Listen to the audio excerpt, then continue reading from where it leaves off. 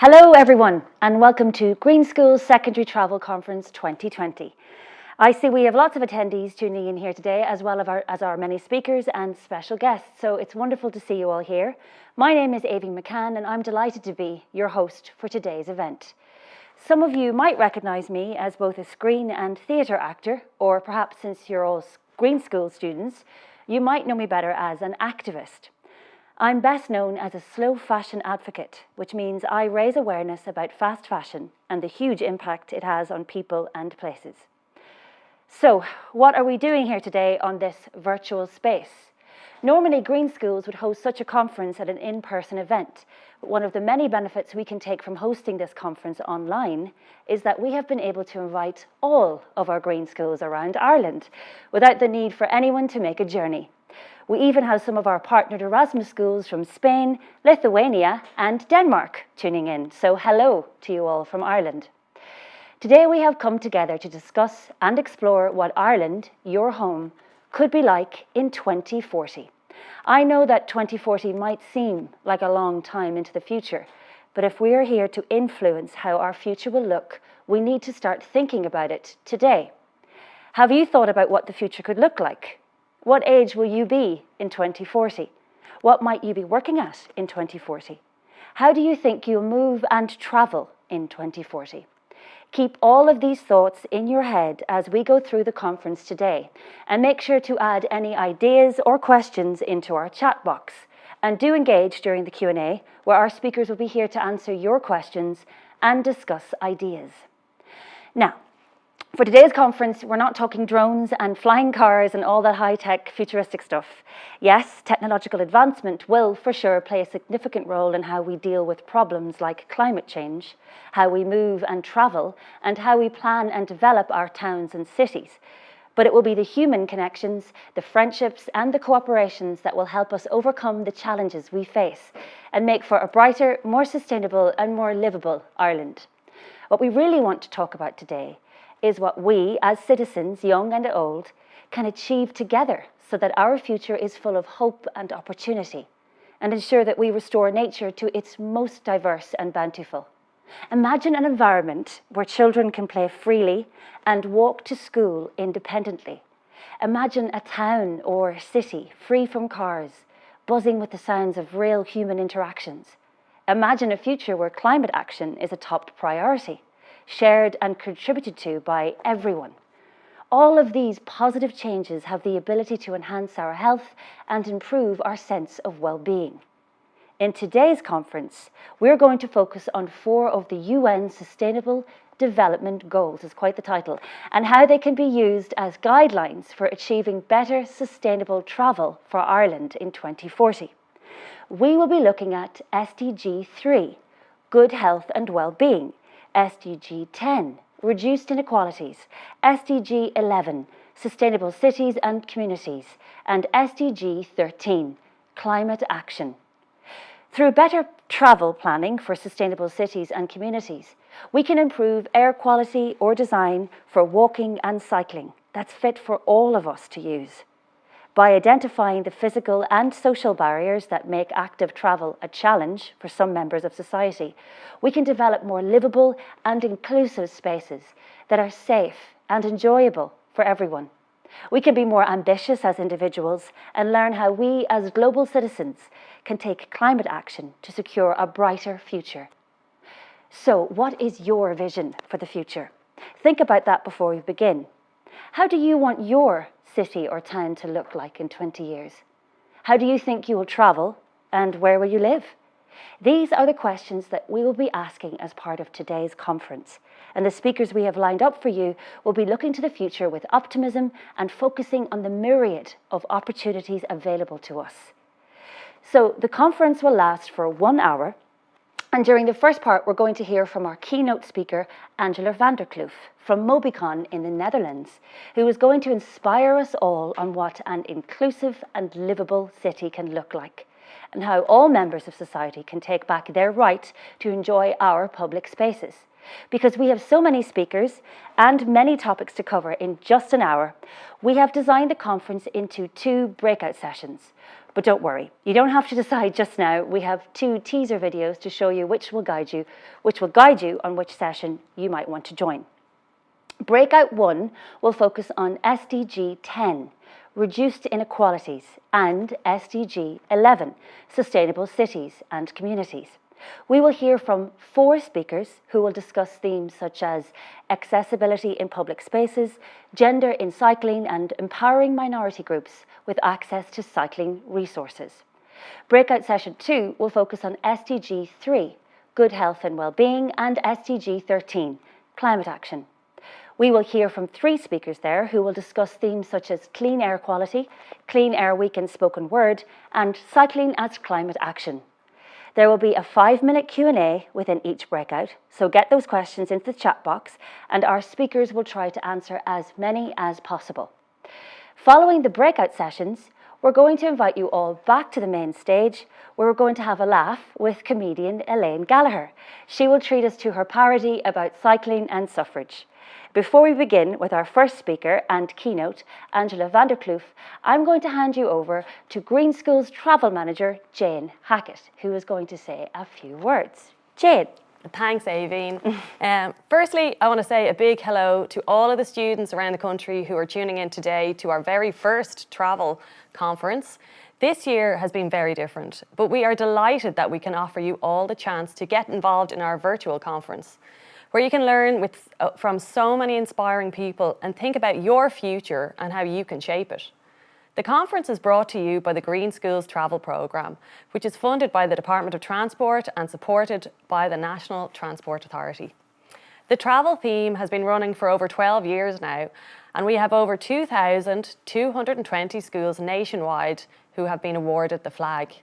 So as you know, 12 years is a long time, and we've achieved so much over the years, including funding cycle training for over 40,000 students, introducing national events including Walk to School Week, Clean Air Week, and many more. Some of you may have taken part in events in your school around walking or cycling, and some of you may have taken part in our And She Cycles campaign to increase girls cycling to school.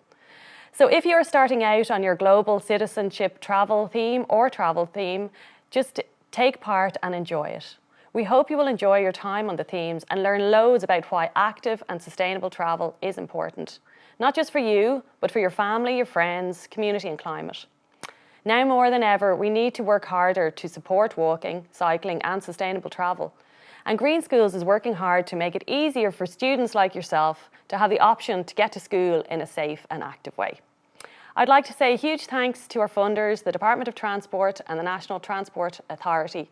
Without their support, we would not be able to support the thousands of schools across the country who participate in the programme. So enjoy the conference, keep asking questions, and remember, every action counts, every student counts, and every school counts. Thanks a million. Wonderful. Thanks, Jane. Okay, we are ready to begin. Please let me introduce you to our keynote and first guest speaker, Angela van der Kloof from Mobicon in the Netherlands. Angela van der Kloof has over 20 years experience in sustainable mobility with a background in human geography and education. Initially, she started her career as a bicycle trainer, developing teaching methods and materials for adult cycle lessons and training other cycle trainers. And from this experience, she now works as a strategic consultant supporting municipalities and regions inside and outside of the Netherlands to develop bicycle safety policies and plans. Let's go live to Angela now.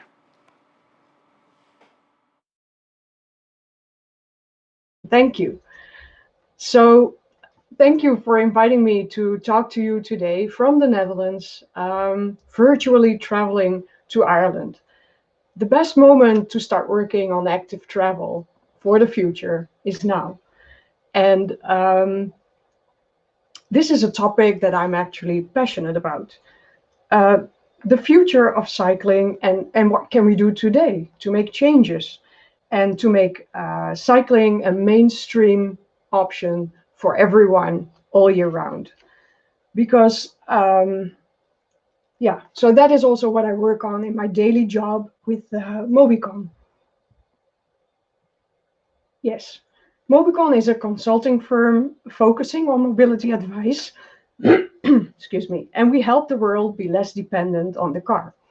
And in my 12 years at Mobicon, I've worked with several projects and clients in Ireland, in different places. And that is why I want to kick off with a few photos of cycling in the Netherlands. These photos are quite mainstream to myself and to Dutch people in general.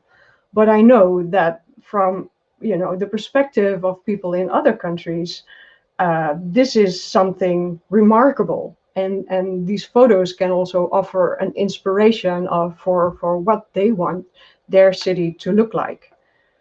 You see random people riding bikes at different types of locations with different destinations, different circumstances. And that is an image that many cities in the world today aim for.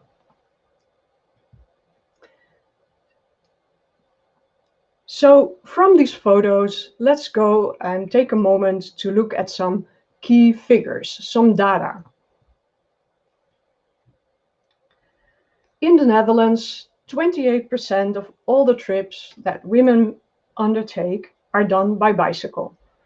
And men cycle a little bit less of their trips, 26%. So roughly a quarter of all trips is done on the bicycle. And this is taken from the whole population in the Netherlands. And then if we look at differences between ages, it is clear, you see that on the slide on the right side, the age group of 12 to up to 17-year-old, they cycle the most. They are our cycling champions in the Netherlands.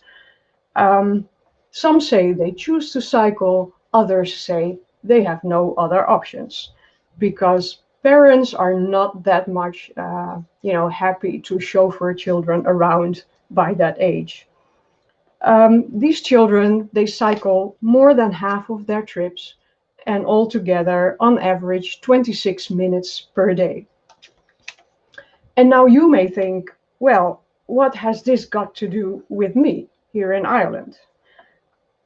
In an international perspective, it is quite remarkable that so many young people and also so many women in the Netherlands hop on their bikes each day to ride to school, to go to work, to do grocery shopping.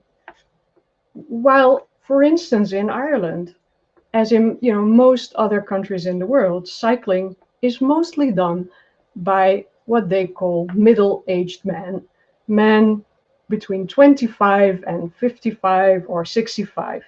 And cycling has this image of being a sports activity or a recreational activity, or at least something for which you need specific clothes, a very expensive bicycle, and you need to go fast, and not something like you saw in the pictures previously.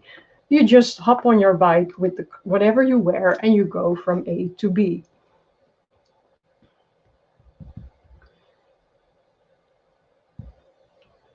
Okay.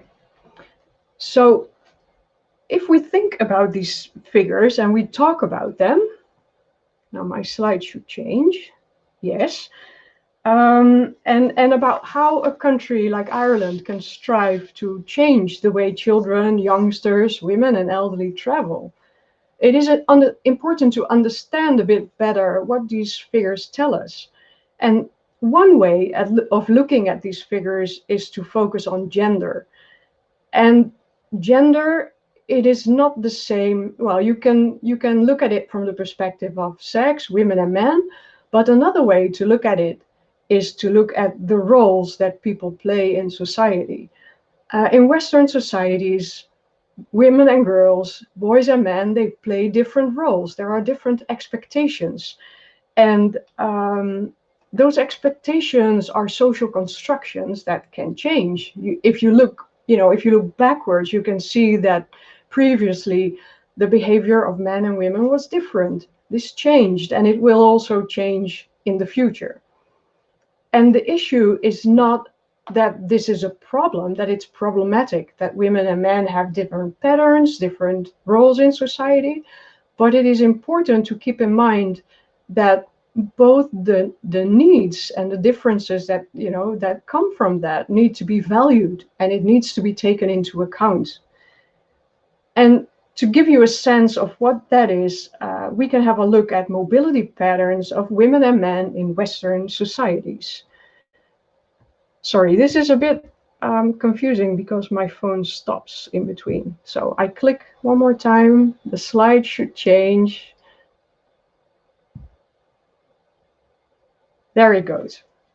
In the Western world, women's mobility patterns are characterized by multiple short trips and by what we call trip chaining. So combining a trip to work, for example, with a trip to the supermarket. And women also tend to make more non-work trips compared to men, and they are oftentimes accompanied by children. Men, on the other hand, on average, they take less trips, but they travel further distances. And furthermore, men tend to travel more by car compared to women, whereas women use public transport to a larger extent and they walk more. The characteristics, multiple short trips, combining trips and travel with children, we need to keep them in mind and take a moment and think about it. Isn't cycling perfectly suited to make short trips and to combine them? And shouldn't it be facilitated and easy to take your children with you on the bike when making these short trips? Cycling can allow you to combine your roles in your family, at work, and in your community. For both men and women, it offers flexible, low-cost transportation. And this is relevant because it's still the case that women earn less compared to men. And if you can save on road tax, insurance, and gasoline, there's more left that you can use for your own expenses and, of course, for your family expenses.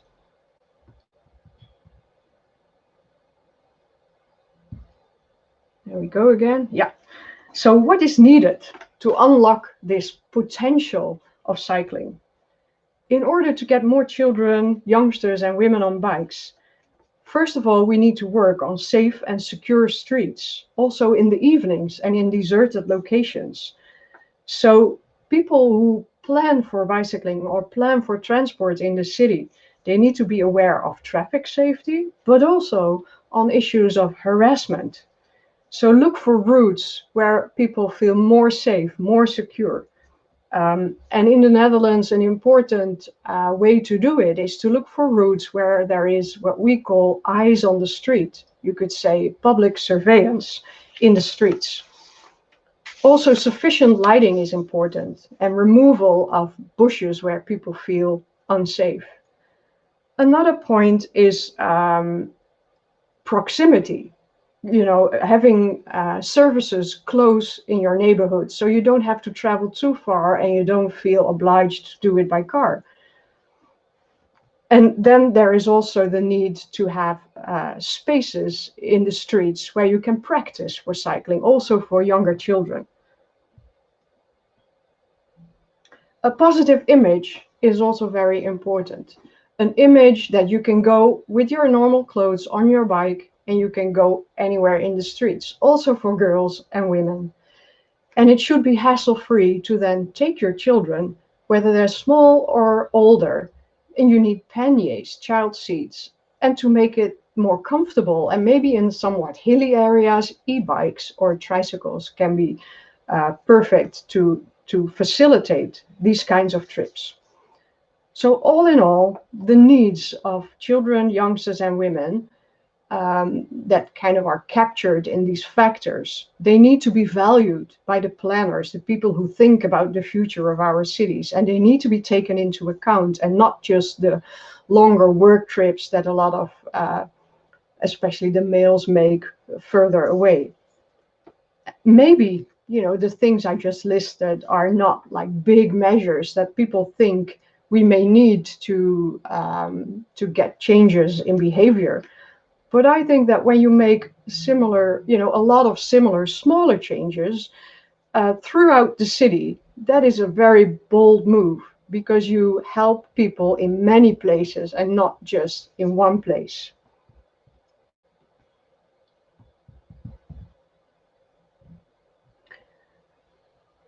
My last slide is a shout out. It is a shout out to the Dutch women who are now in their 60s, 70s, and 80s.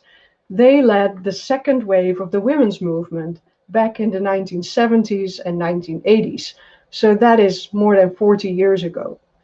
These women sat in committees, they protested, and not only to raise awareness on issues like equal pay, but also for raising awareness around harassment and the need for safe and secure streets for themselves as well as for their children and the elderly, so that today everyone in the Netherlands can still profit from their fight for inclusive streets. Thank you very much and have a good conference.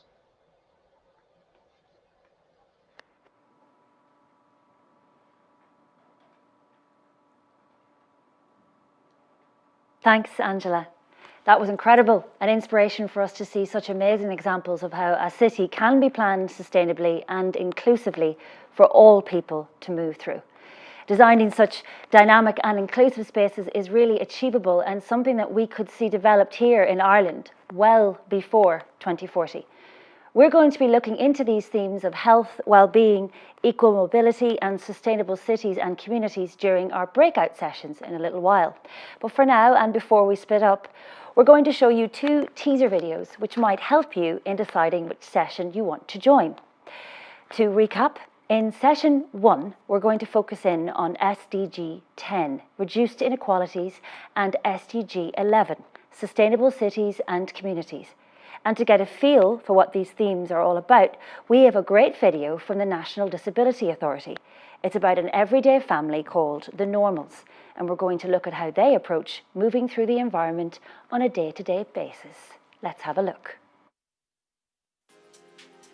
Meet the Normals, Adventures in Universal Design. Exterior of a house on a sunny day, the Normals are outside.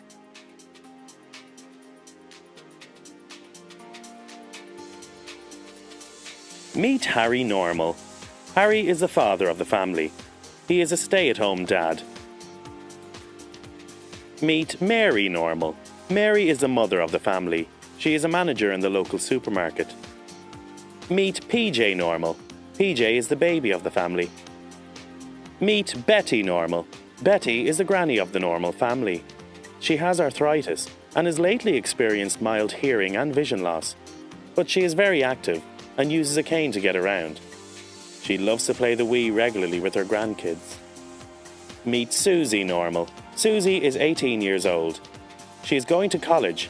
She is rarely seen without her iPod and guitar. Meet Johnny Normal.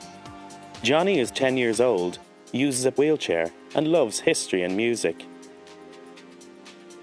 Family enter the house. Today will be a treat, as Betty is bringing the family for a pizza.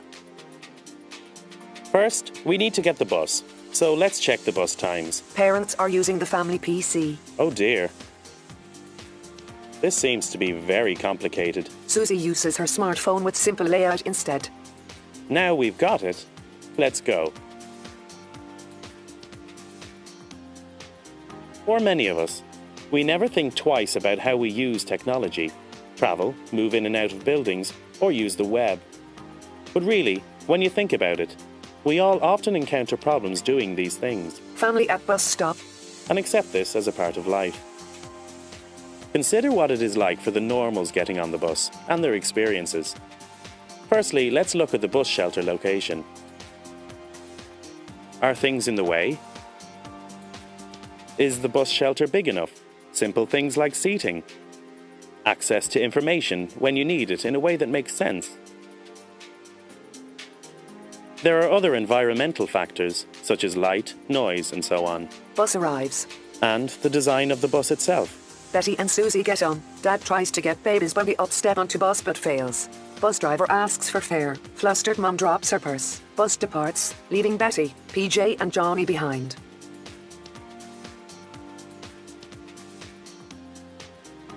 A design studio in a different part of town. Thanks to good universal design, it doesn't have to be like this. In order to build a working shelter that suits the needs of everyone, we need the right team. So, let's meet the team. First off, I'd like you to meet Siobhan. She is a software developer. Dara, our civil engineer. Rory is our architect. And Paul, our industrial designer. Normals and designers around a table. Creating the easy-to-use, universally designed bus shelter is a collaborative and fun process. Right, guys? Always. Let's see how you do it. Firstly, we have the discover phase, where all the designers keep an open mind, deferring any decision-making until they have considered a range of alternatives and approaches to the design. They need to have collected as much information as feasible, including new or existing feedback from people. They need to look at the project from the perspective of the end users. So who are the end users and what do they need? Well, a great way to find out is to involve the end user in the process through things such as focus groups, where we ask them what they think. Then we have the definition phase, where the designers must decide what they want the design to do. To help achieve this, they must keep in mind the range of people that will be using the design, outputs from the discover phase, and consider what they want the design to do. Then we have the development phase, where the designers look at actualizing the needs they have identified in the previous stage. This stage typically includes the development of simple preliminary designs and asking people what they think. Lastly, we have the delivery phase, where the designers see if it all works. They may get experts to look at their final designs. Another great way to test the design is through user testing of prototypes, where we test early versions of our products on users with a diverse range of abilities to see what works. If something doesn't work, the designers can go back to an earlier phase and try again. The universal design process, with the 4 phases: discover, define, develop, deliver. Now we have applied the universal design process to designing the bus shelter. Let's go back and see what happens this time. Family approach new bus shelter. Dad with PJ in a buggy and Johnny in a wheelchair now have an unobstructed path to the bus shelter. Bus shelter is tall enough to accommodate Mary's tall stature. Seating is low enough to accommodate Granny. Bus timetable and fare information is simple and understandable.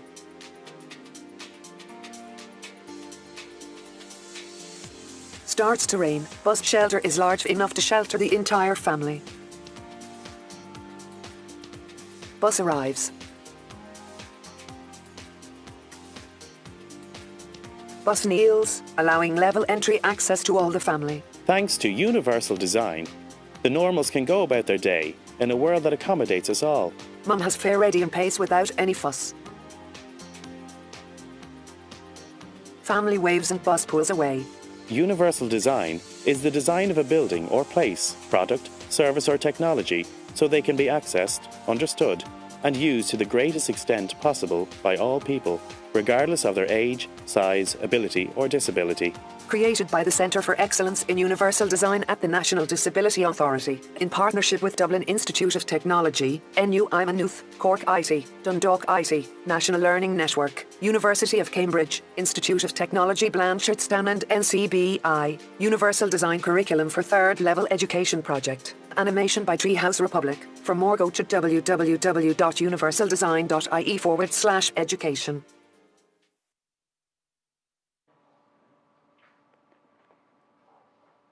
That was great. It's so important to step out of our own shoes and step into someone else's sometimes. We often take for granted that our individual experience with nobility is like. And to recap again, for session 2, we're going to focus specifically on SDG 3, good health and well-being, and SDG 13, climate action. I know you'll love this next video. In advance of Clean Air Week 2020, Green Schools Travel teamed up with spoken word artist Sacha Trefou, who was commissioned to write a piece based around Ireland's 2040 vision. Let's check it out.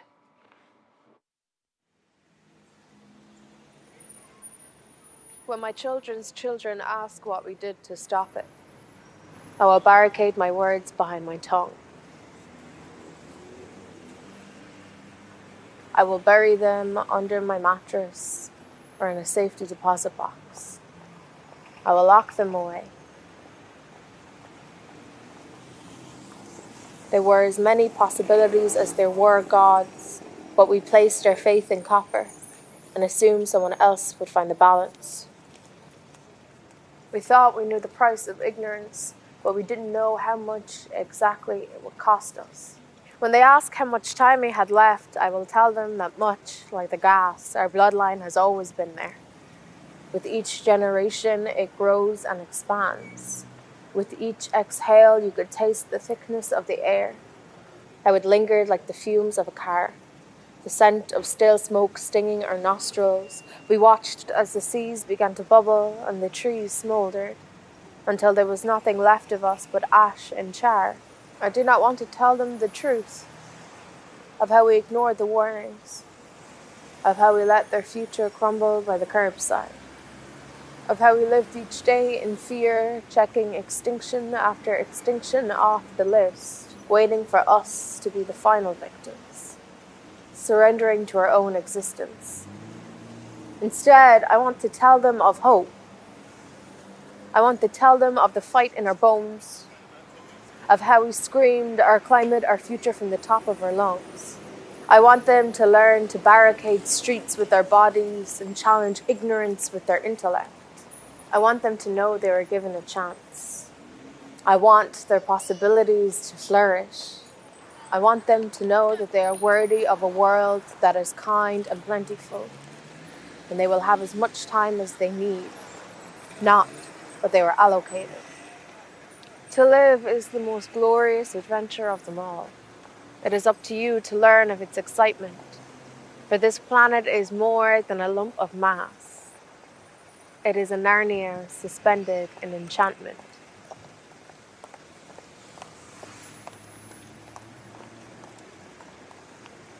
Wow, that was powerful.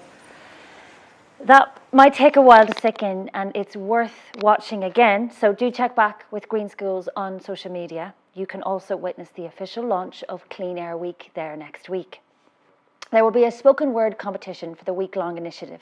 If you plan to enter, I would highly recommend checking out Session 2, where there's the opportunity to join a workshop and develop your spoken word writing skills. So, without further ado, let's break off into the sessions. On your window under Main Stage, you will see an icon for Sessions. Click into it and pick which session you want to go live with. Don't forget to join us back here at the Main Stage for the last part of the conference, where we're going to be joined live by Irish comedy writer and director Elaine Gallagher. This is not one to be missed. Okay, see you all soon.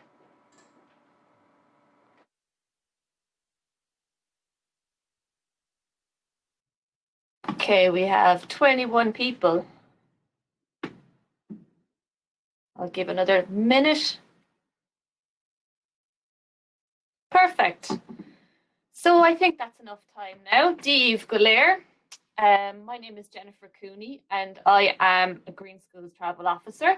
I'm here down in County Wexford. I'll be the moderator for this session, and this is Breakout Session number 1. And as previously mentioned, this will be around Sustainable Development Goal 10, which is reduced inequalities, and number 11, which is Sustainable Communities and Cities.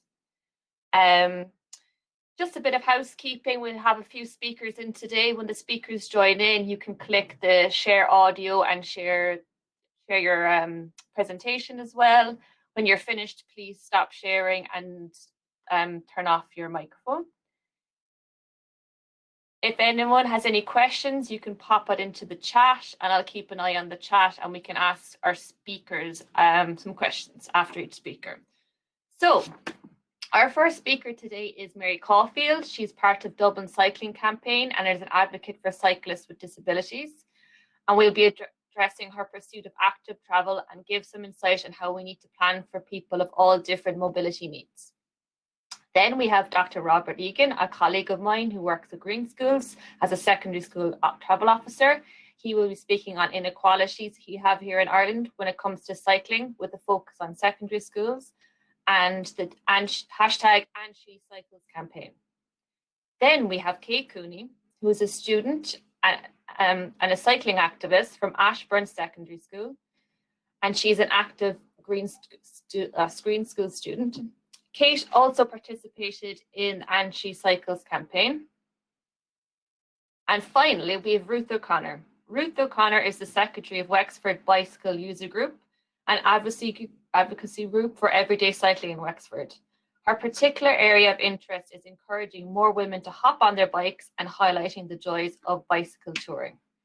Ruth will be speaking about Wexford's work in collaboration with the residents of Rosslare Independent Living Centre, which is a direct provision centre here in Wexford. As you know, the residents of direct provision face many inequalities in our society today. And moving forward, we all need to work together with every member of our society to make sustainable communities. Rightio, so the first speaker is Mary Caulfield, and I will be speaking on behalf of Mary Caulfield today.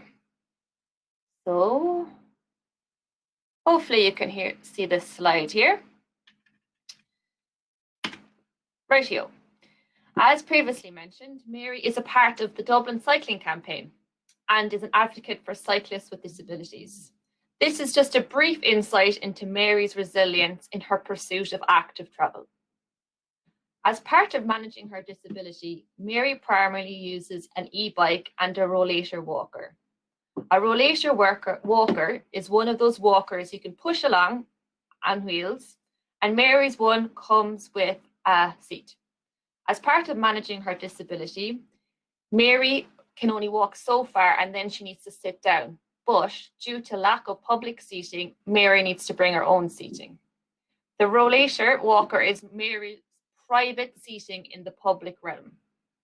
The last part of her disability equipment, which you can see on the screen, is her lovely puppy Scamp, who besides being adorable and friendly, is her medical alert dog, who is trained to help Mary.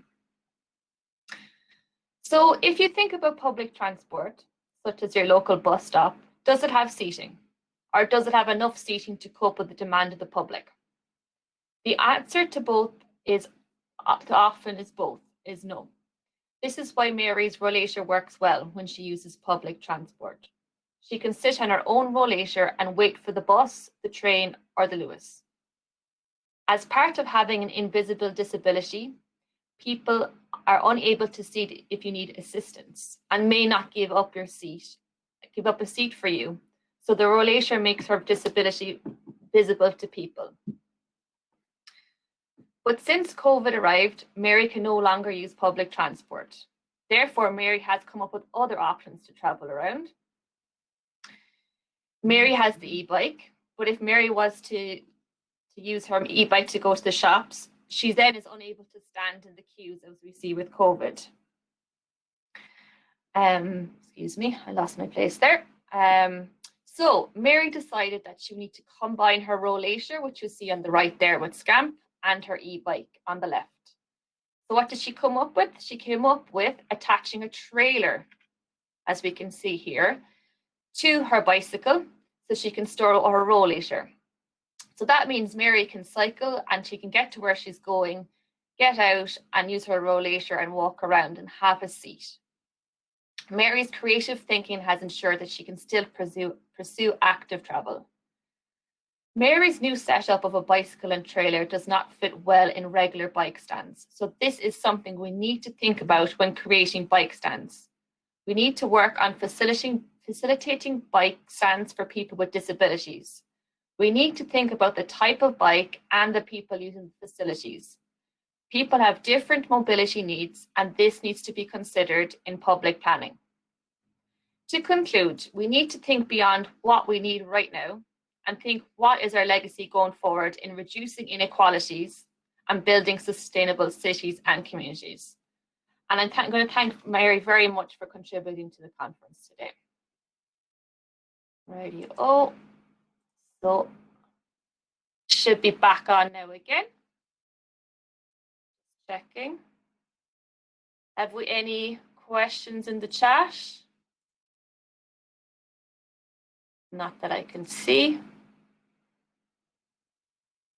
Rightio, would Robbie like to join the chat now, Dr. Robert Egan?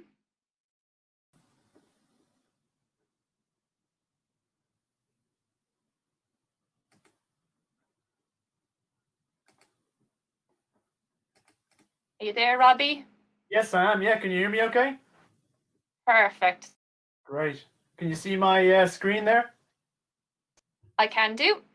Perfect. I'll get going then. Great, so thanks very much for having me. So today I'm going to talk a little bit about the Anti-Cyclist campaign, exploring the second level of cycling gender gap. So according to Central Statistics Office data from 2016, only 2.1% of 13 to 18-year-olds cycle, most of them to school. Out of this, only 0.2% are female, with the remainder 1.9% male.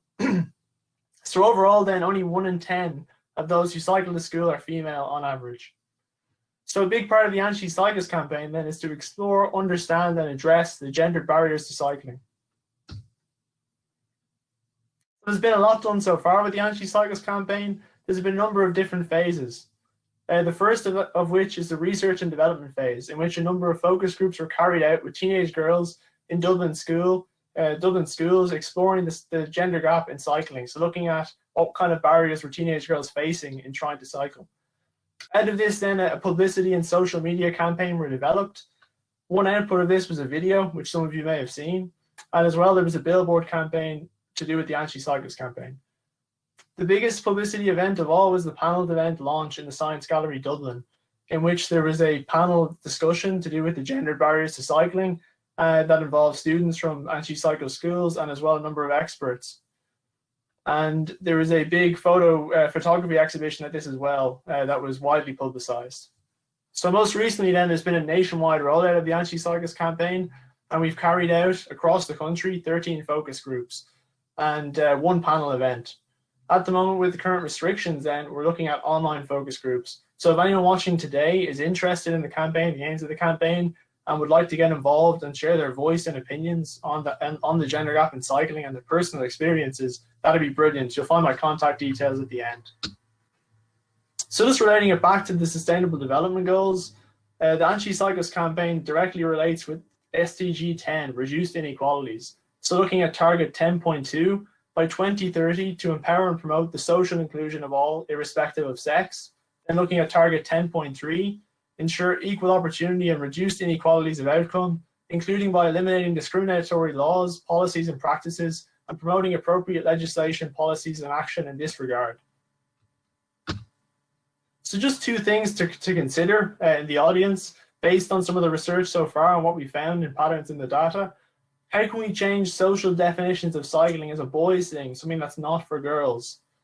And secondly then, how can we make formal and informal social rules for girls and around being a girl and femininity more compatible with everyday cycling so that people and teenage girls can cycle to school? So there's just some contact details. And now I'd like to pass you on then to Kate Cooney from Ashburn Community School, someone who has done brilliant work to do with tackling the cycling gender gap.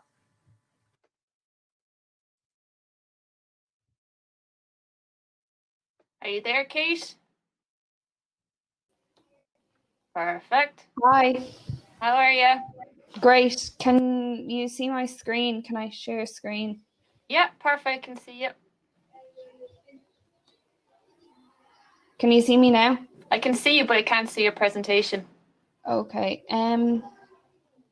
You see the computer screen button there with the line through it. You press that. Yeah, and it should be coming up. Applications window.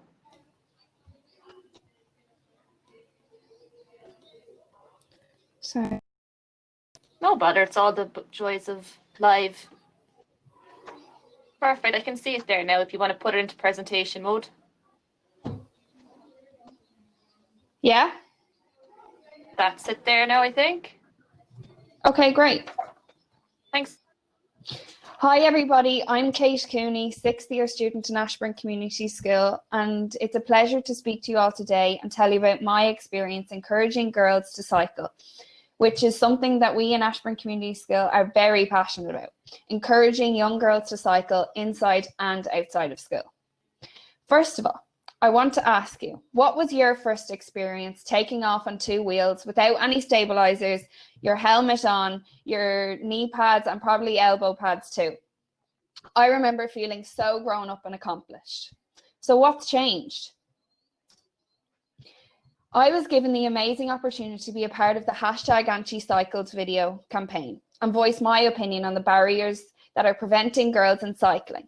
And since my appearance in the video in September 2019, it has undoubtedly started a conversation within the school about the absence of girls cycling to school. The campaign launched last September, on the 19th of September 2019 in Trinity. It showcased the enthusiasm around the future of female cycling. There were speakers there, and they were motivational and encouraging, with Lara Gillespie, a professional cyclist, speaking about her experience and the different stigmas surrounding it. At the end, we were given a chance to ask questions and voice our opinions. And what struck me most of all was that there are girls who cycle to school. I come from a school where the vast majority of girls walk, and it was uplifting to see the positivity around girls cycling to school, because you start to think it's all a dream.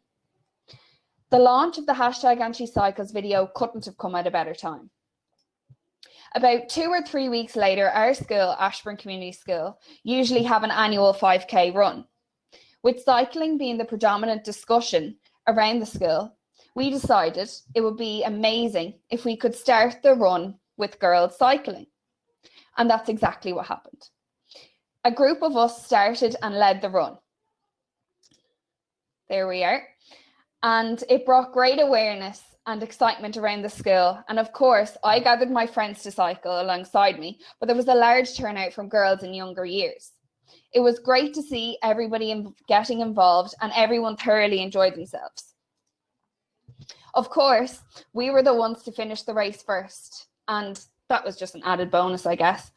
The addition of cyclists added a great buzz to the day and motivated everybody to start speaking about girls cycling. It was also featured in local newspapers, which brought publicity to the campaign. There I am standing beside our principal, Susan Duffy at the time, and our Green Schools coordinator, Miss Hughes. We want to create an example for younger girls in ACS and to the younger girls in the national schools around Ashburn too. The event was plastic free, of course, and we had our climate change ambassadors, Alice, Jessie and Fermade, there, who were ensure that everybody was staying hydrated and minding the planet too. We are trying to keep the spirit and the positivity towards girls cycling still alive. We're holding lots of competitions within the school with great prizes to encourage girls to cycle. The campaign formed a discussion around the school and even inspired some to paint on the walls. This mural highlights all the different ways of going green, and of course there's a bike there. Now, back to the question. What's changed? I know I was dying to get on a bike, little 5-year-old me, eager to get the stabilizers off, helmet on, and be free in the world. So, what's changed? There are so many obstacles that we can talk about, but at the end of the day, they're all just excuses. We need to take action and get up on our bikes and do our 5-year-old selves proud, because that's something we were dying to do. Something good that has come out of lockdown, I know. In June and July, lots of girls were out cycling to spend some time together out in the fresh air. During the easing of restrictions, cycling became a welcome distraction for my friends and I. We decided to get up on our runners, and it's an amazing sport that allowed us to create memories that will last forever. I'll never forget cycling down the country roads, and all my friends beside me, and the sun shining and glistening through the trees. I know for certain we weren't the only group of girls out cycling on the roads on different adventures. I have a little video. It'll play.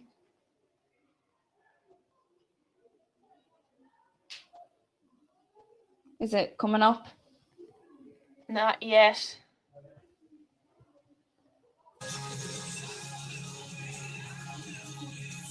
I can hear it, but I can't see it, Kate. Okay. Will I just go back to the start? Can you see now? The slide right now it just says 2020 ... Okay, that's fine. We'll see. Oh. Maybe you have to share that specific app. We're getting great feedback in the comments anyway, Kate.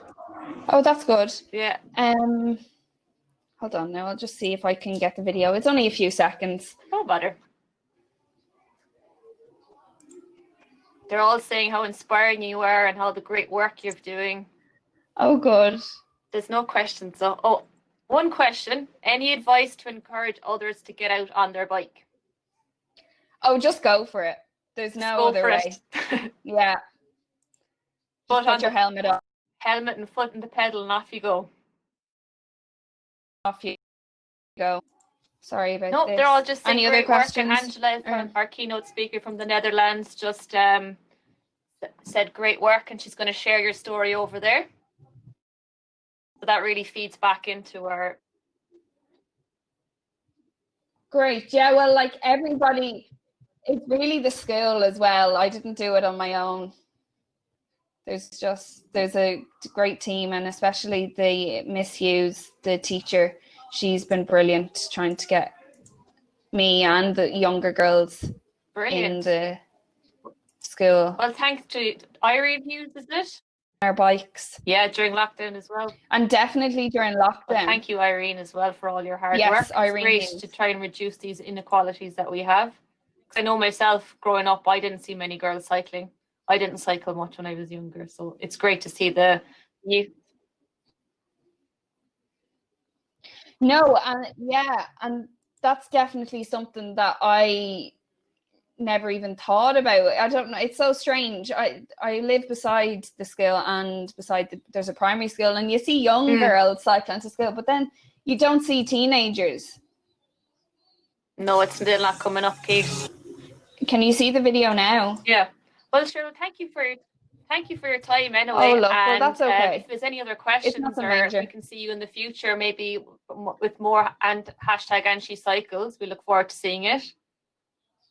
And thank you for joining in again, and thank you to your school. Yeah, of course. Thank you. Brilliant. Right.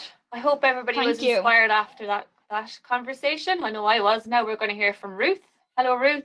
Hello, how are you? Can you hear me? Good, thanks. I can hear you and I can see you. Hear me. Brilliant. I'm going to have to start by just saying that was really inspiring from Kate. I just had a big smile on my face for the whole thing, as I'm sure everybody else that was listening did. It was brilliant to see and listen to all the work they're doing. So I will share my screen here now. Bother. I'll stay on until that's going up.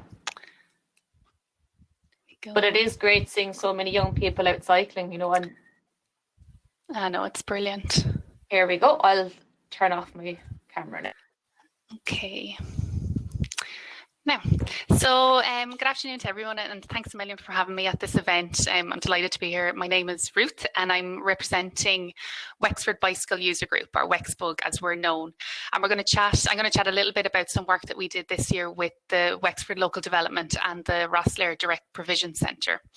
So to start, I suppose I'll just tell you a little bit about what we do in the group. So we're a cycling advocacy group, and we were set up in early 2019.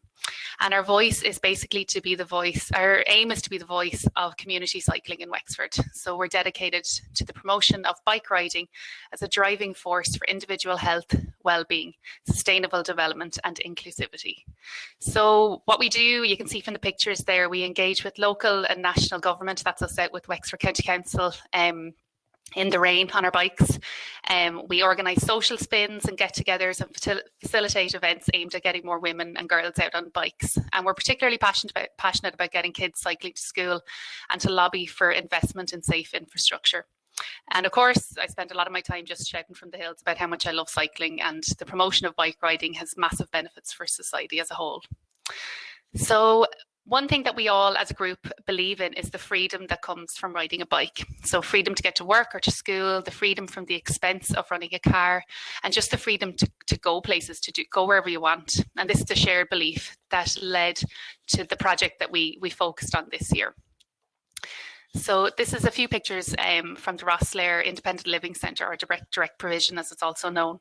So before we get into the project itself, I suppose we've all heard of direct provision, but maybe don't necessarily know what exactly it is. So just very briefly, I suppose, people who arrive into Ireland that are seeking asylum or international protection, they're offered accommodation by the state in residential institutions. So this system was set up in 2000, and the state directly provides essential services like medical care, accommodation and board, along with a very small weekly allowance. So the standards of the accommodation and living conditions, they really vary quite widely, and there is some controversy around that, a lot of controversy, and the reality for many asylum seekers continues to be just several years of living in this institutionalized settings, kind of a limbo situation. So earlier this year in March, a new centre was set up in Rosslare Harbour, just outside Wexford town here. There's 98 residents, there's 27 women, 58 men and 13 children, and they come from 29 different cultures or different countries. So you can see some of the welcomes there on the image there of where they've signed their own welcome. So the countries, there's Syria, Yemen, South Sudan, Nigeria, Iran, and so many more. And the people that live there, there's pilots, there's chefs, there's shipmasters, welders, government officials, TV news anchors, teachers, botanical gardeners, and so many more skilled individuals. There's always a reason why they've fled their country, and some residents are torture survivors. They've gone through horrible times, but they're extremely resilient, and they really just want to feel like they belong here in Wexford now and to restart. So the centre in Rosslare is actually being used as a model for reform in the system, and it aims to provide the residents with a more independence than the current direct provision system has to date. So it aims to create this sense of community. And as part of this reform, there's a local community group called the Wexford Sanctuary Ambassadors, and you can see the bottom picture there where they're meeting with Wexford County Council. That's some of the members there. So they have published this manifesto that details the suggested changes and reforms to the international protection system and direct provision. So this group is mainly made up of residents of the centres in Wexford. So as I mentioned, a lot of the residents are highly skilled, but unfortunately they're limited to what work and studies they can undertake while in the direct provision system. And this often means that they're limited to menial work or no work at all. And in Rosslare, the centre has a bus to transport residents to work or to study if they're able to. But unfortunately, Wexford Local Development actually hasn't been able to. They acquired this bus at the start of the year, and they haven't been able to get any insurance company to give them insurance. So it just sits there. They're not able to use it. And as a result, the residents rely on the local bus here in Wexford, which they have to pay for to get them in and out of town where they will be working. And this costs €10 return. So the residents receive a weekly allowance of €35, and you can see why this wouldn't be a sustainable or feasible option for them. I mean, it's just not realistic to expect them to be able to afford that. So this created a huge lack of freedom for the residents and has had a massive impact on their morale. There were a couple of bikes at the centre when we first visited, but having to share these bikes, I mean, the local development said this just inevitably led to resentment and arguing, as it would. I mean, it's obvious that would happen. When we approached the centre about possibly organising this bike donation drive, they told us that it had the potential to be a game changer for the centre and for the residents there. So that leads us on to the project. Earlier this year, we liaised with Wexford Local Development, and we put out a call on social media, in the local papers and on radio, asking people to donate bicycles to the centre. So you can see there we had the article in the local paper. The outpouring of generosity was astounding. It was incredible. So my phone was the contact detail, and it just did not stop ringing. So in the words of the centre, there was a tsunami of donations and goodwill. And while we focused on collecting bikes, the residents set about building a bike shed. So you can see that here. They built that in, I think they said it was less than 2 days. They put that shed up. So by the time we arrived with the first round of bikes, they had the shelter built and they were ready to get cycling. Local groups had rallied around. There was the local triathlon club. They put out a big call as well. And there was donations of footwear and clothing so that the residents could cycle throughout winter and in all weather. And we have plans now going forward to run maintenance workshops and safe cycling lessons with the centre. So it's based down in Rosslare Harbour, which is a very busy road. There is a hard shoulder, but obviously there's different rules of the road depending on the countries they've come from. So we're going to focus on doing some safe cycling. We have a safe cycling instructor in the group, so he's going to work through that. So the biggest impact that the project and the bikes have already had on the centre, and that we only donated them in the last 2 months, according to the local development, is the sense of community and inclusivity that has emerged. So since we launched the appeal, the centre has received donations of bikes, balance bikes, helmets, clothing, shoes, kid seats, pumps, lights, bags. They've been offers of meetups, classes, and items that are totally unrelated to cycling from local groups and individuals that just want to help out and I suppose welcome people into their community. They think sometimes these things go hidden under the headlines, and it was nice to bring it to the forefront, even on a non-cycling basis. So as we know, cycling it delivers hugely on the global SDGs and Ireland's 2040 vision. And when we break it down even to local level, or in this case for the centre, these goals can also be applied. So we have the inclusivity is the big one here, but also like end to poverty, good health and well-being, gender equality and empowering women, quality education, reduced inequalities, sustainable communities, action on climate change. The list goes on. So the inclusion of cycling into the life of the residents has only just begun, but it's already been hailed as the game changer. It opens up access to education, to community life and work. It gives people a sense of autonomy and freedom that the direct provision system so often robs. And we hope that the Wexford Sanctuary ambassadors and the work that they're able to use this as an example of how the system can and should change going forward. That's it. Thanks for that, Ruth. That's truly inspiring and just shows the power of the bicycle, how it can change lives, you know, and especially it achieves so many of the Sustainable Development Goals as well, and especially the two that we were talking about, which is reduced inequalities and building sustainable cities and communities. Because often you find that there's an emphasis on the city and not the community, and it just shows what the bicycle can do. That's it, bring people together. Just wondering now if anyone has any questions. Somebody says here now, bikes to Wexbug, the ideal Christmas present. That would be great. Are you looking for more bicycles at the moment? We are doing a second drive for it, and there's actually a good few bikes coming down from Dublin, and we are going to do a second round. But I think the big thing at the moment, they are looking for clothing, and and there's actually the Wexford Sanctuary ambassadors. They have the running group as well, so they're looking for anything sports gear. Obviously, it's great to get out, rain, hail, or shine. So, I think the clothing is the big one, and shoes for cycling. Yeah, perfect. So, if anybody in the chat has got any of those and they'd like to donate them, you can get in contact. Get in touch. Absolutely. Yeah, that's perfect. As any other questions, anybody? Anya asked, are you aware of any other communities replicating this? Yeah, we actually got the inspiration for it from a group in Scotland that had a similar, so I think it's Bikes for Refugees was the name. And they have an ongoing project where they are the midpoint for all donations, and it's a really successful project. That they were our inspiration for that. Yeah. That's great. I actually have a friend who runs an asylum seeking centre in Berlin, and it's the same there. Brilliant. And they've trained people up, not even trained, because all these people have amazing skills, as you mentioned. Skills. Yeah. And they're repairing bicycles and kind of doing a little business out of that as well. Robbie was wondering, does any of them have e-bikes? No, they have no e-bikes at the moment. We did deliver down it wasn't a Brampton, but it was a really good fold-up bike, and that was great. There's one of the guys is studying in Wexford town, and he said to be able to, can get a lift down, but he said to be able to put that in the boot of a car and then cycle home in the evening. They said things like that they don't realise the impact that it's going to have, but it has a huge impact. But I think the e-bikes, particularly because it's a bit of a distance from Wexford town, that it would be great. It would be great. Maybe going forward, that's something to can look into. Yeah, absolutely. That's all we've got time for now, because we actually have to be back onto the main stage. I just want to thank everybody, all the speakers, for attending. And if you have any questions, just message us at Green Schools, or you can message any of the speakers today. Thank you again, Ruth. Thank you, Katie. Thank you, Robbie. And thank you, Mary. And if everyone heads up back to the main stage, so you press the symbol on the left over there, and we'll see you on the main stage. Thank you.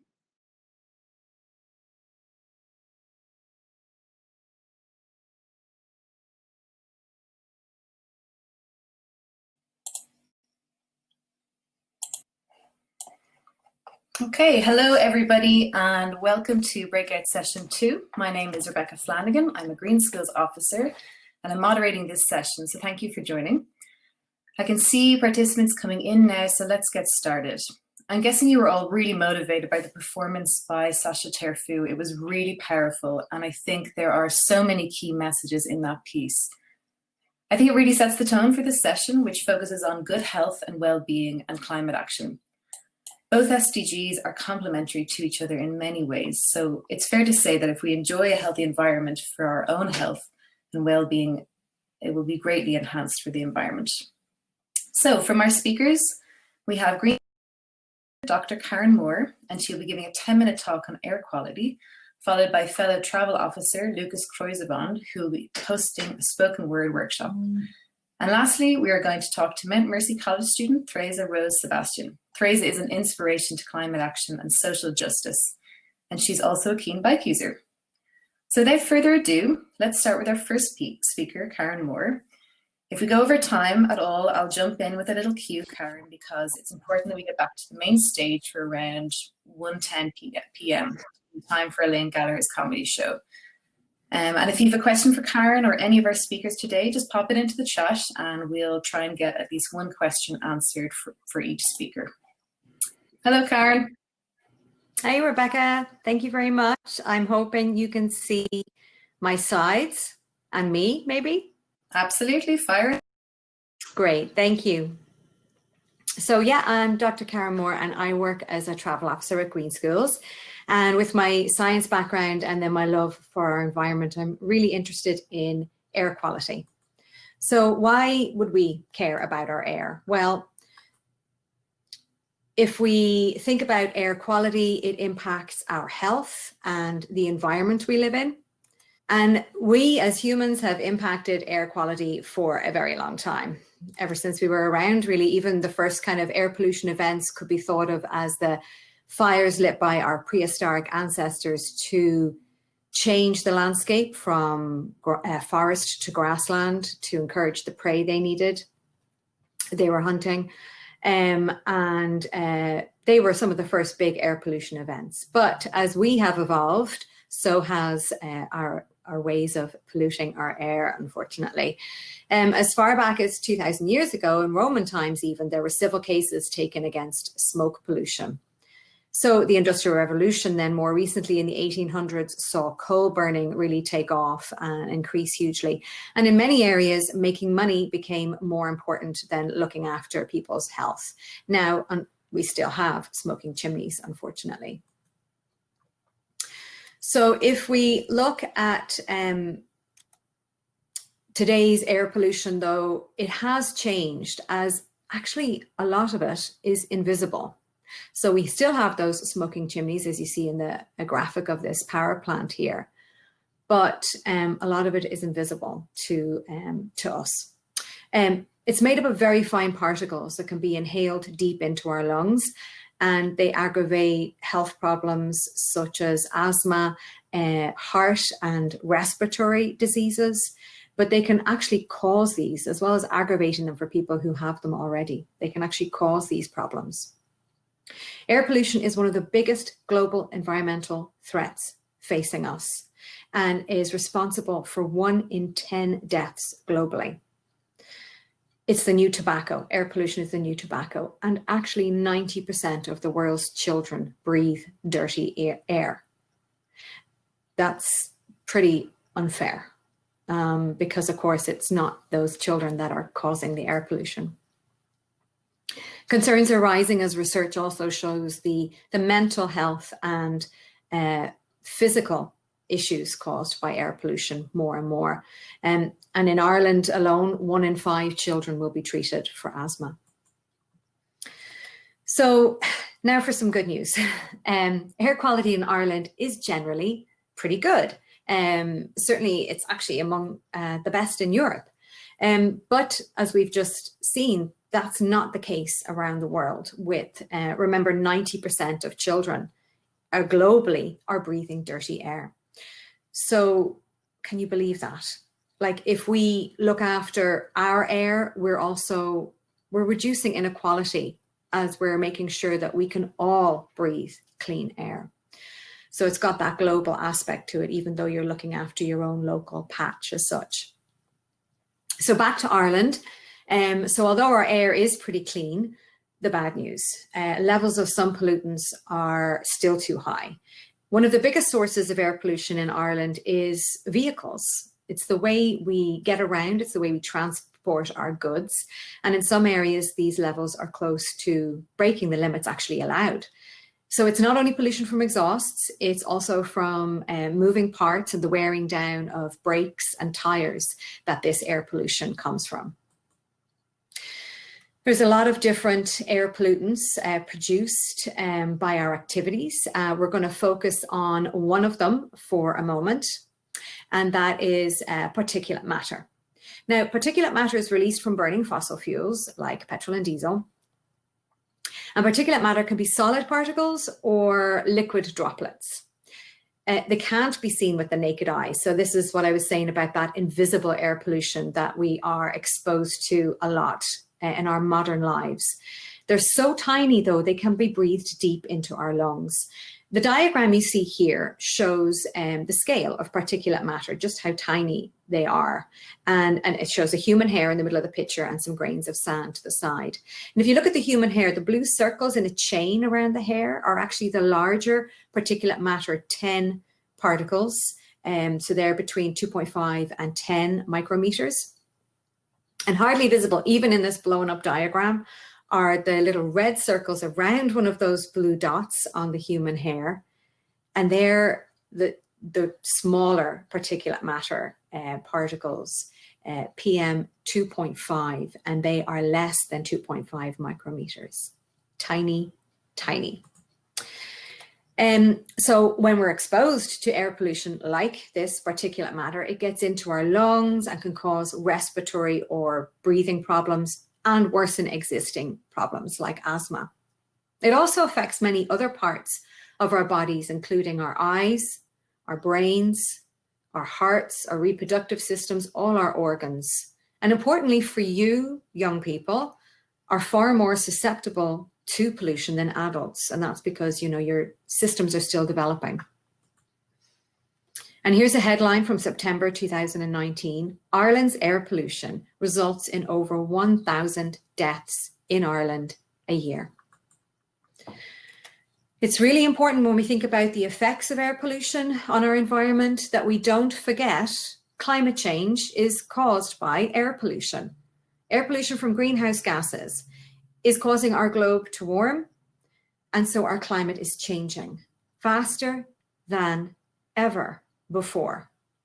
In Ireland, 20% of our greenhouse gases, that's nearly a quarter, are produced from our transport sector. So it's really important to keep in mind that by reducing air pollution, we are protecting our climate. So what will it look like for our future? Well, not so much mine, I'm a lot older than you guys, but 2040, 20 years from now, what world do you see? How is it, like, where do you want to live? What type of place do you want to live in? What will it look like? What will it feel like? How will you get around?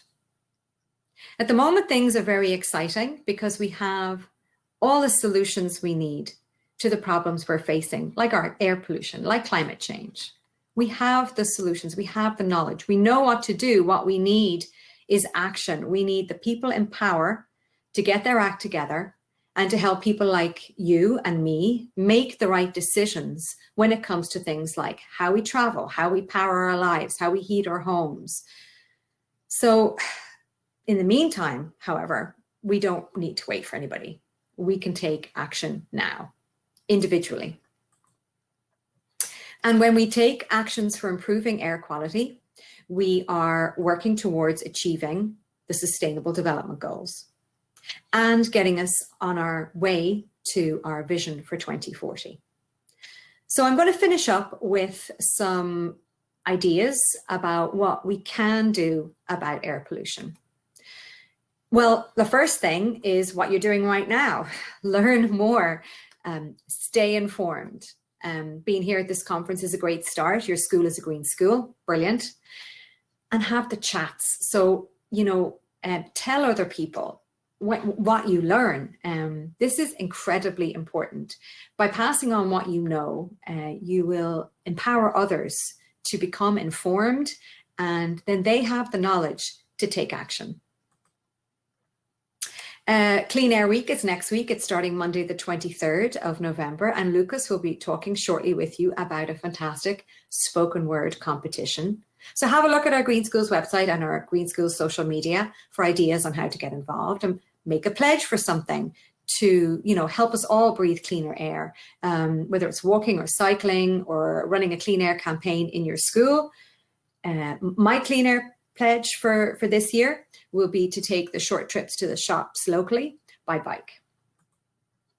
We have lots of resources for ideas for campaigns and projects. So one is this toolkit about the air quality, and it's available on our website. It's got activities and practical project ideas. Another toolkit that's available on the website is our Clean Air No Idling campaign, and it busts myths and gives facts, and it's especially focused on drivers. Your school may already run science competitions or enter science competitions, maybe the big national ones like the Young Scientist, or during Science Week you might run some. Well, perhaps enter an air quality themed project this year. And of course, your school is so well positioned on your travel flag or your global citizenship travel flag to actually make a practical contribution to cleaning the air around your school by walking, by cycling, by leaving the car. And if you can't walk or cycle all the way or get the bus, perhaps you have to get a lift, just get out a bit earlier and walk the rest of the way. So the other thing you can do is find out how the air is actually around your school. What is the quality like? Well, find the nearest air quality monitor in our national network on the Air Quality Index map, and you can track how the air quality is around your school on that. The other thing is you can ask your Green Schools travel officer about a partner program that we work with that runs air pollution monitoring for schools. Now, the next intake of schools for that monitoring program will be in January. So again, contact your Green Schools officer and ask for their assistance in getting into that air monitoring program. Also, how is your school powered? Chances are it's fossil fuel energy for electricity and for heating. But you could organize an energy audit to drill a little bit more into that. And if the case is that there are no efficient appliances or energy saving bulbs being used, ask the school management, the staff, the board of management, your Green Schools committee, your student committee for help in changing that. You can't change anywhere else if you don't start with where you are.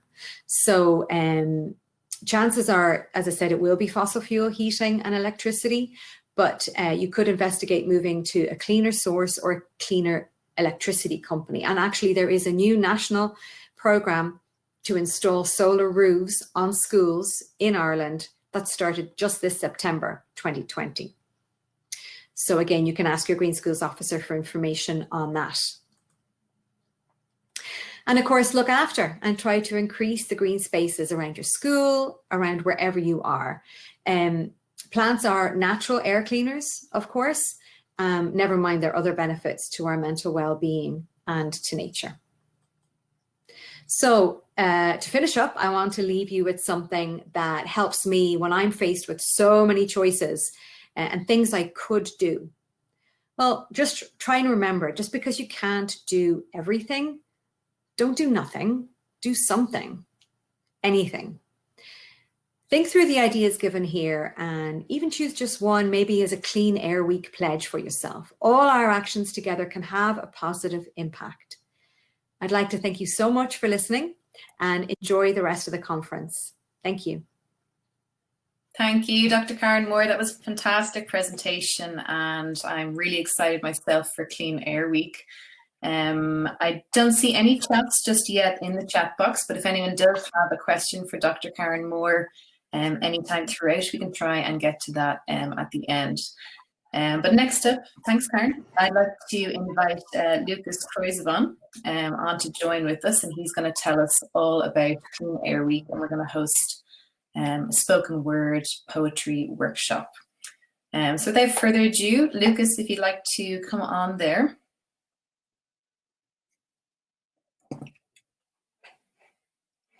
So I think if possible, Paddy in the field team, if you can just maybe skip to Theresa's presentation there, just while we get Lucas set up. I think he's having some technical issues there, perhaps. But perhaps we'll just wait a few minutes and we're going to let Theresa Rose Sebastian in. Theresa Rose is a climate activist. She's also a student at Mount Mercy College in County Cork, and she's going to come on hopefully and talk to us all about climate action and how cycling for her is a great climate action that can really help improve obviously reducing transport emissions. Hello, Theresa, how are you? Good, how are you? Can you hear me? Good, yeah, thank you for being so patient just while we were having a few technical issues there.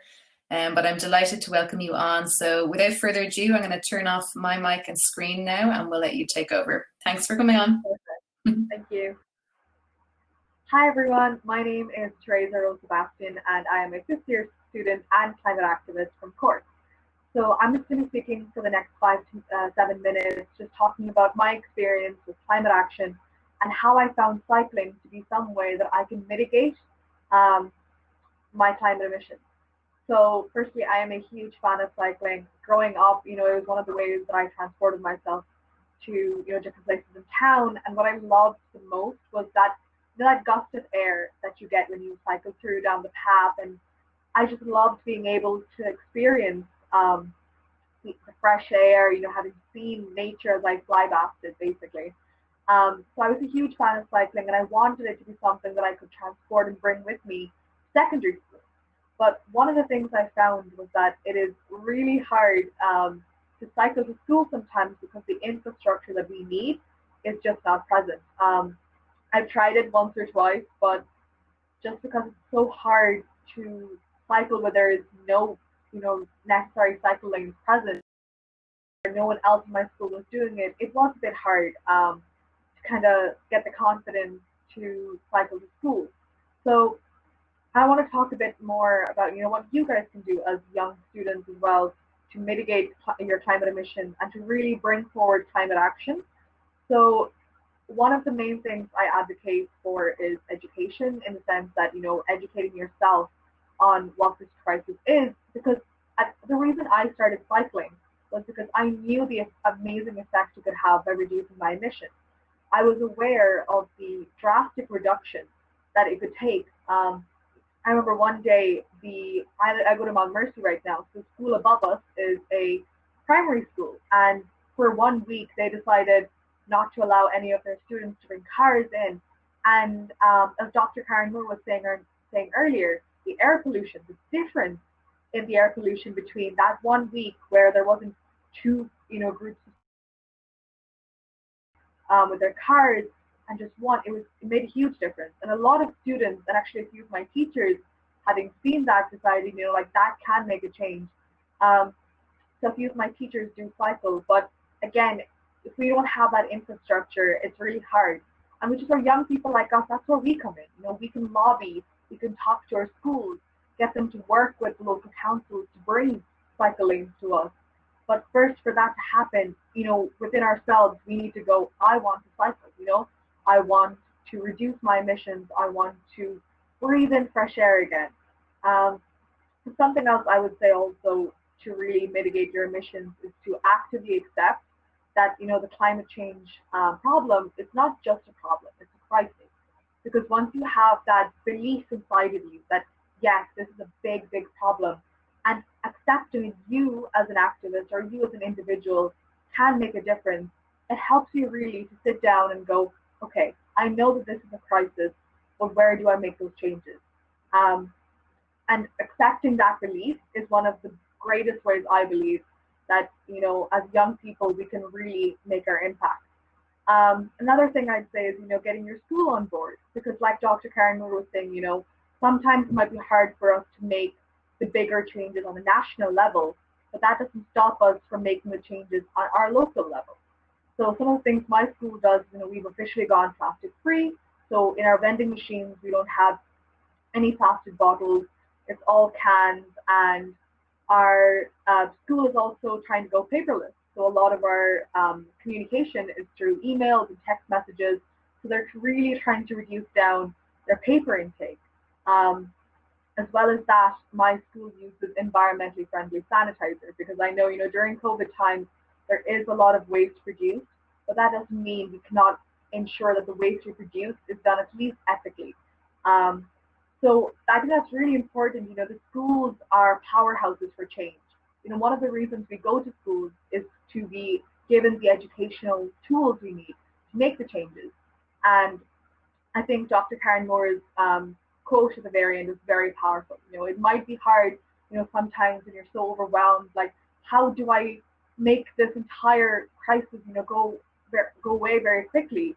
And it sounds really scary and it's very overwhelming, but there is changes we can do on a local and small level that do have an impact. And just one more point again is that, your decision makers, I think Dr. Karen Moore had mentioned this earlier, your decision makers are here to represent you. You're never too young to have your voice out. You're never too young to go, actually, wait, you're not addressing this properly. So I think that's, hi Lucas. So I think that's quite powerful as well. Young people, we really need to recognize and use the power we have. So just a quick summary, because I'm going to pass it on to Lucas after this. One of the ways we can make change is accepting that this crisis is a crisis. It's not just a problem. It's not just an issue in a faraway world. It's a crisis. And accepting that and knowing that you as an individual can make a difference. You as a school, you as a family, you guys can make a difference. Really, really strengthens the unity we have in the world. And like Dr. Karen Moore, I'd also like to leave you with a quote, and that is, education is not just the filling of a pail, but the ignition of a fire. So I hope that this conference, my words, Dr. Karen Moore's, hopefully Lucas's as well, will be the ignition of your fire to mitigate climate emissions and to make your impact on the climate crisis. So thank you, and I'll pass it on to Lucas. Thank you so much. That was really inspirational. And I'm really looking forward to seeing what everyone's going to be doing for Clean Air Week. So without further ado, let's pass it over to you, Lucas. How much time do I have, Rebecca, for this now? I know we're very short on time. Maybe just 5 minutes. I know we're going to go back over at the main stage to check out Elaine Gallagher's show. So maybe if you want to just put main points for the next 5 minutes, that'd be great. I should have one drink. I can see my presentation, unfortunately, on to share. I can pull it up for you either.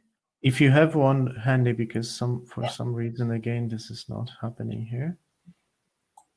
Okay. Yeah. Now it's up. You can just okay.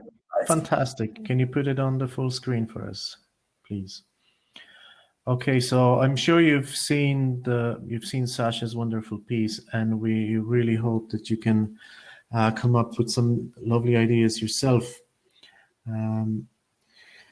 So Rebecca, if you turn the next page, so basically I wanted to tell you a little bit how we imagine that you're going to do that. So, we're talking about all these different SDGs today. So we would like you to write or really send us a spoken word poem that focuses on one of these 4 SDGs, 4 themes. And it's all to do with the way you travel, I suppose, as well to school, and maybe what do you see and how do you see your city. It might be to do also with the vision for the future, I suppose, when, how would you like things to be in 2040 maybe, or what do you need to do now? How do you feel, being in your city and traveling the way you travel now, let's say, or any thoughts that you might have on climate action or reducing inequalities, or your health and well-being in the world that you're living in now. So obviously the spoken poetry has a little bit bigger impact than the written poetry, because you're presenting it with your body and you give it some emotion. So if you don't have any attitude, no emotion, there's no effect as such. It's a different kind of performance. So whenever you do your piece, please put some emotion into that. Okay, sometimes spoken word requires some freestyle and improvisation. And also, spoken word is a perfect way of expressing your own self and your own unique perspective, because you are a unique person and you have your unique perspective on the world and the way you see it. And we all benefit from you sharing this with us. And whenever you share your piece, so let's say if you'll be recording it for us, make sure you speak clearly and directly to your audience, to the camera, and try to memorize and practice your piece. But if you forget a few words, you can always try to freestyle and improvise as well. So Rebecca, can we move next to the next presentation? Okay, so I was hoping to do a simple exercise. So I don't know, we might get you to get in pairs right now in your room, okay? And remember, emotion is everything. So let's move on. And I want you to be very serious when you do that exercise. So in your pairs, get and tell the partner in your room these few words. So have a look at the screen and say it out loud to your partner in your pair. It should be fun. You can make it as serious as possible. And I give you 1 minute to do that.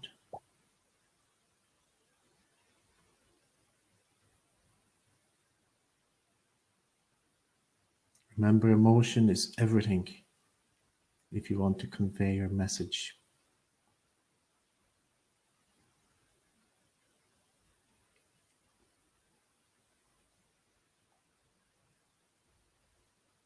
I hope you have fun with this exercise in your classroom.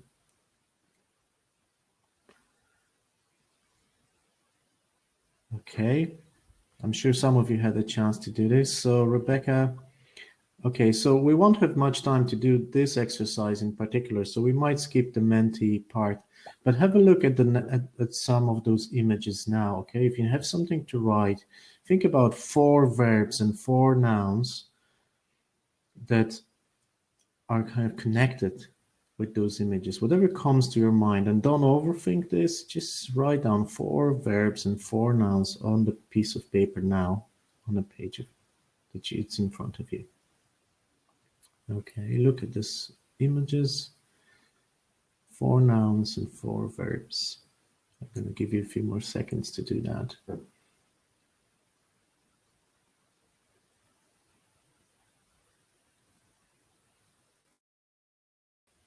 4 verbs and 4 nouns. Okay, and the next slide, Rebecca.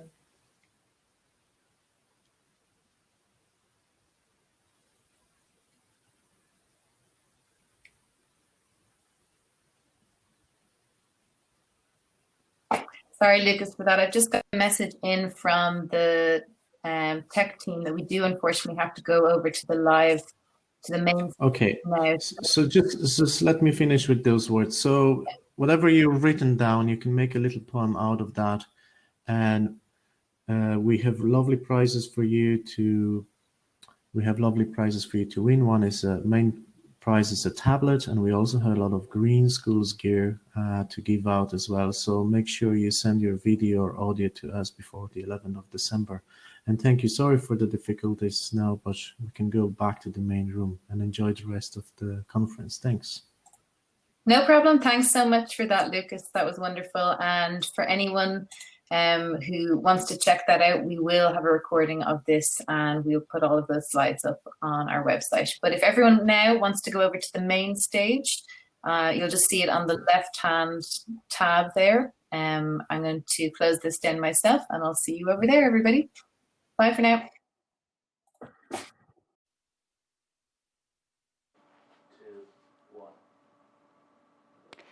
Welcome back, everyone. And Jane is still here. I'm here. It's good. Good to have you here. I hope you all really enjoyed those sessions, and I can see the questions and comments buzzing away in the chat.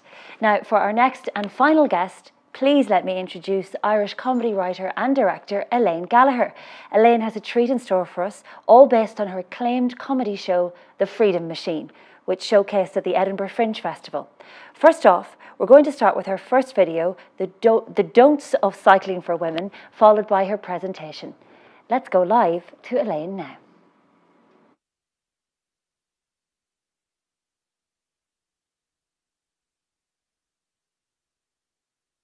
Welcome to my Tedwardian chat.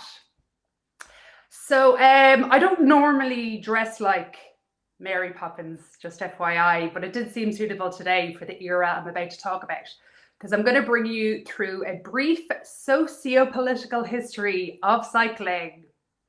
It's more fun than it sounds. So let's begin with the evolution of the bicycle. So the first version of the bicycle was invented in 1817 by a German baron called Karl von Drais, and he named it the Lauf machine. Okay, my audio isn't working. It doesn't matter. There's meant to be audio within the video, but that's okay, guys. So let's move on. Later on then, other early incarnations include the bone shaker, so called because of the relaxing effect it had on the body. And who could forget the iconic penny farthing? It was a very unusual contraption, and it was called a penny farthing after the coinage of the day. Now, these early versions of the bicycle, they were really just toys for the upper classes, and the bike wasn't yet a mode of transport. Now, I say the upper classes, but it was basically gentlemen, because ladies in the 1800s were still wearing organ squishing corsets, because, you know, breathing's overrated, isn't it? And they also wore these long floor length dresses, often with many petticoats and big owl hoop skirts. So really it was impossible to ride something like the penny farthing while dressed like that. So instead, some of these ladies would ride tricycles and look like giant toddlers in the process. It really wasn't a good look. But thankfully for them, everything changed in the 1880s with the arrival of the safety bicycle. And within 10 years, the safety bicycle, it was a mode of transport for people of all classes and for men and women alike. So, unlike the penny farthing, it was possible to travel on a safety bicycle wearing a long dress, but it still wasn't ideal, as the skirts would often get caught in the spokes. So women started to wear shorter ankle-length skirts before moving on to bloomers. Here we go, bloomers. Now, bloomers were originally designed as underwear. Yeah, so to go outside in them for a cycle, it was quite a bold move. And actually, sometimes women were arrested for wearing bloomers. People would literally call the fashion police. And if bloomers were one thing, people really lost their minds when women started to wear trousers. That's right, if you take one piece of information away today, it's the fact that women wear trousers because of the bicycle. It really revolutionized their wardrobe. And there was a backlash, of course, because there's always conservatives out there, and they really hated women cycling, and they nicknamed the bicycle the steed of Satan. Yeah. So, two things to know about the safety bicycle. One, it was affordable, and two, it was a solo mode of transport. The first point was really important for the working class. The second point was really, really important for middle and upper class ladies. But because before the safety bike, they would have been chaperoned wherever they went, usually by a parent, which must have made dating an absolute nightmare. But things changed with the safety bicycle, and it actually transformed how men and women socialized.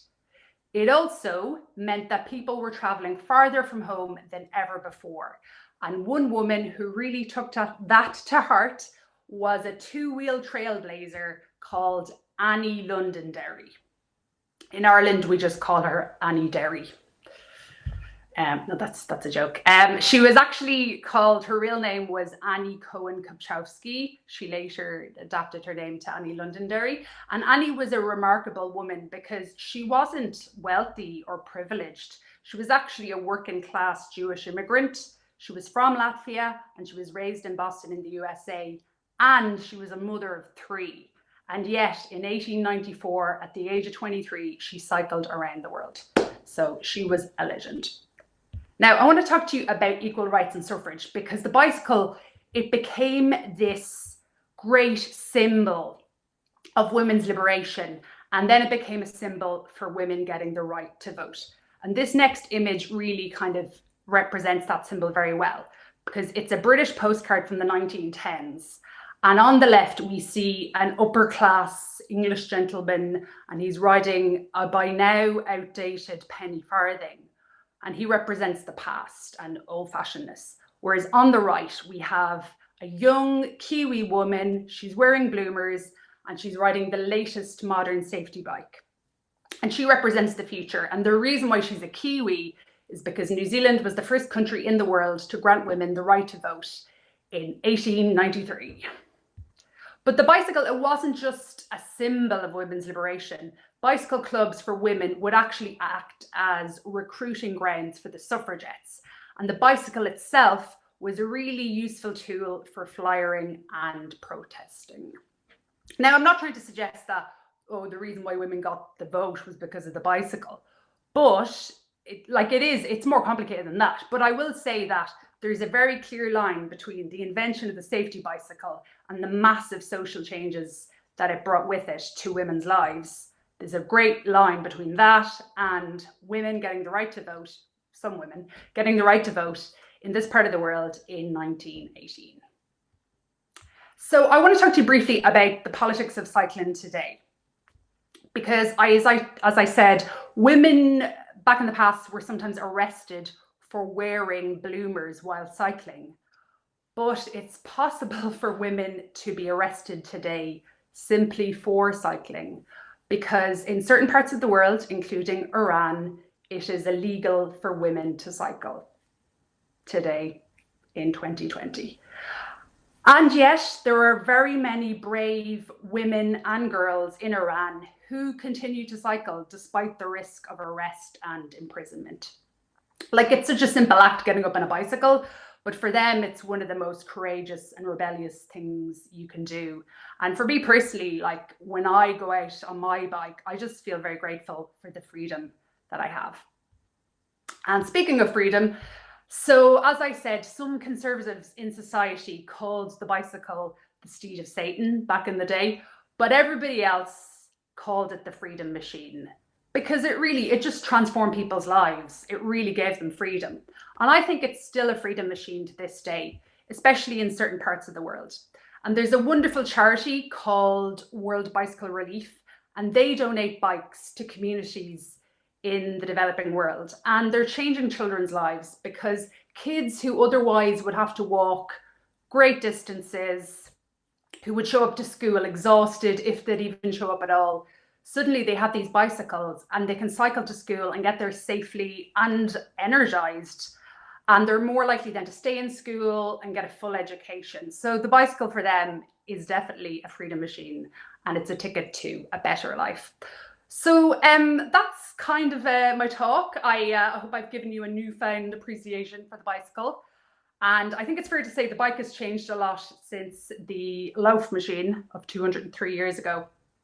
In fact, I want to show you exactly how much it has changed in the last 100 or so years in this short film I'm about to share. So this is a little short comedy I made, but it's actually based on a genuine newspaper article from 1895 that gave tips to women cyclists.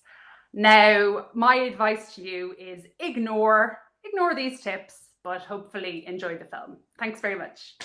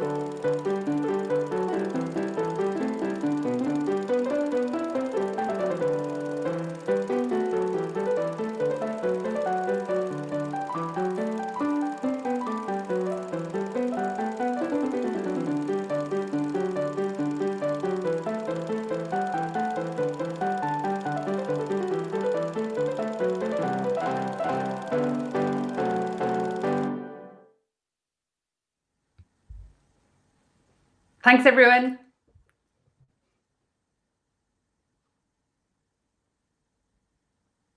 Thanks, Elaine. That was great, wasn't it? Oh, brilliant, yeah. Oh my God, I totally lolled. Especially for the laughs, I should say. It's safe to say that cycling has come a long way since some of those scenes, and it's so inspiring to see people's lives liberated with the simple freedoms of a bicycle. But for those who were in session 1, we know too well from the stats that we really need to push for a greater uptake of cycling across all groups within our society. Now, as someone who is often referred to as an activist, I know the title comes with this immense sense of responsibility and pressure. Like, I didn't dream of becoming an activist or an advocate, and I often feel exposed or vulnerable, almost like I'm not doing enough or that I'm not up to the task, like someone might catch me out. And these feelings, they're so normal, but they stop us all from achieving great things. They can discourage us from getting out there and being brilliant. So if you feel strongly about the issues we talked through today, talk about them, campaign, educate, listen to others and help them understand. You have what it takes to be an activist and wear the badge with honour. And as a team, we can really affect change. Now, before I say goodbye, I need to say hello really quickly to my secondary school, St Vincent's School in Dundalk. And so that's a big hello from me. I've just squeezed that in. That is all we have time for, folks. And I'd like to thank you all for so much for being here today. I hope you had fun. I hope you learned some new things. And most importantly, I hope you can see that our future is not built by other people. It is built together by people like you and I. Collectively, we can achieve remarkable things. Thanks, everyone, and be sure to say hello on social media.